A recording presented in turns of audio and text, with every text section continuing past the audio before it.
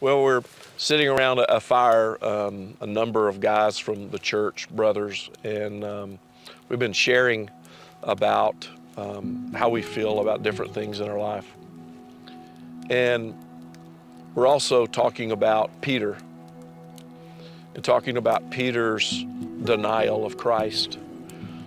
When Christ told him that he would deny him, and he denies him 3 times, and after the 3rd time, it's interesting that he leaves and runs away and is in deep sorrow. Real, true feelings that he has done exactly what Christ told him that he would do.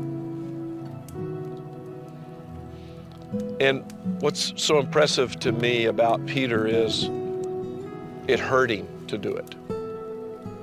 He loved Jesus,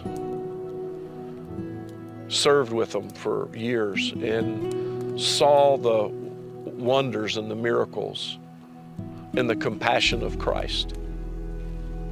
Then the people who had arrested Jesus led him to the home of Caiaphas, the high priest, where the teachers of religious law and the elders had gathered. Meanwhile, Peter followed him at a distance and came to the high priest's courtyard. He went in and sat with the guards and waited to see how it would all end. We hear the denial, and we also see here Peter wanting to stay close. How's it going to end? How is the Lord going to be dealt with? And probably just like many of us, in that time we are fortunate because we know the end of the story. We have the scriptures. The scriptures are being written as they're speaking. And if he knows what's going to happen, if he thinks what's going to happen, if they find him guilty, then he knows it's going to be a pretty ugly end. But with Jesus, it's not an ending.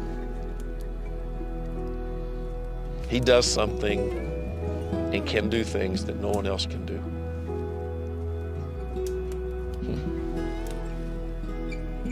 You know, you would think that at the time where his friend would most need him, Peter denied him. I know in my own life, I've got some Peter in me.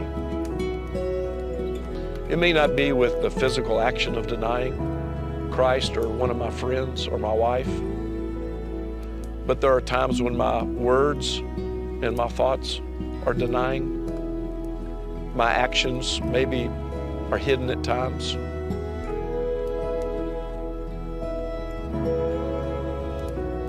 And it used to bother me a little bit. It bothers me a lot now.